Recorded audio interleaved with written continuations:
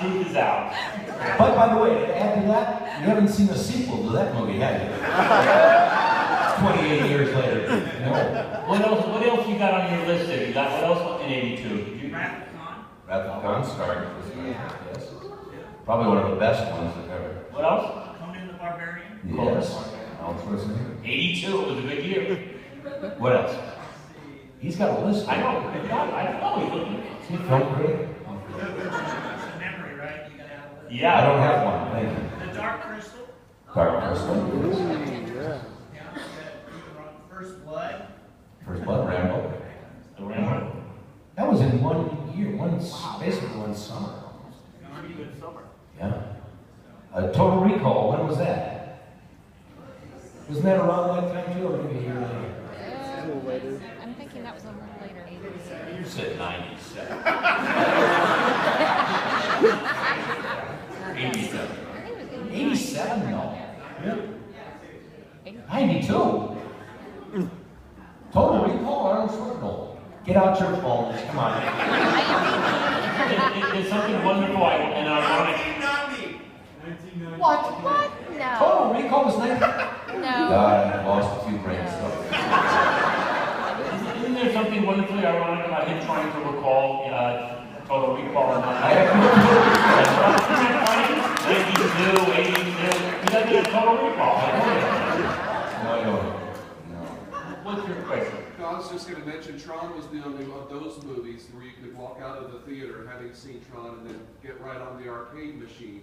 They had the video game ready for a tie-in, but you could play the light cycle, and I did. It literally was commenting on the time that it was made, but also the advance of, to me, one of the messages between the original Tron and Tron Legacy is show how far we've come in the video game world. That's right. Because the original Tron looked like the Donkey Kong, Pac-Man game that it was, you know, and those big, you know, and then you look at the sophistication of video games today and how the world's been created, so, and that's what Legacy was like, which to me, you know, they still had the old recognizers and the light cycle, but those old jalopies were all juiced up and modernized, you know. It kind of reflected, and then ultimately in the larger culture, reflected our age of technology that we're in. You know what I'm saying? And that was another piece of trivia about the Tron set. Lisberger put games. He didn't get to play them because he was rehearsing during lunch now, I understand. But he put you know, games on the set. Yeah, but you heard why, because, and I love Jeff Bridges, I really do. He is the dude. Well, because we had him all on one whole wall on one of the stages. That's right. And Lisberger, who had very little patience at that time because everything was riding on his shoulders, he's going, all right, we need Jeff. Where's Jeff? Get Jeff. I need Jeff now on the set. He's on the wax. Has anyone seen Jeff Bridges? And you hear it on the little mics, you know, they go, is Jeff around? Well, go find him. Where is he? And then you hear it. And they go, Jeff! Jeff! What? You hear him way over there. Jeff, we need you on the set. Jeff, come on, get on the set. I'm working on my part. He was over, you know, he was working, he was playing Kevin Flynn. Actually, he was going for his high score. He was the highest score. He wasn't working on his part at all. He truly is the dude.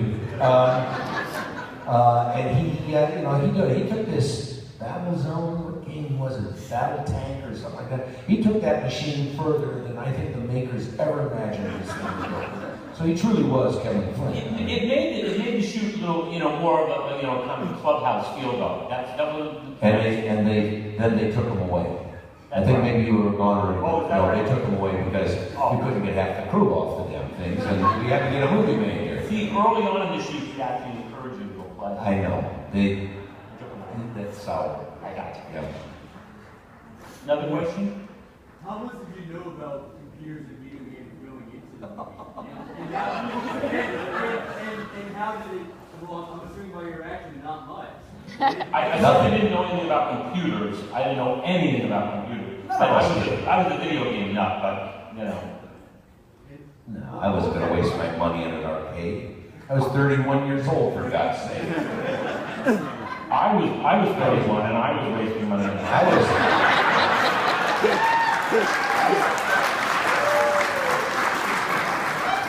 You should be ashamed of yourself. I know, exactly. You're an adult, for God's sake.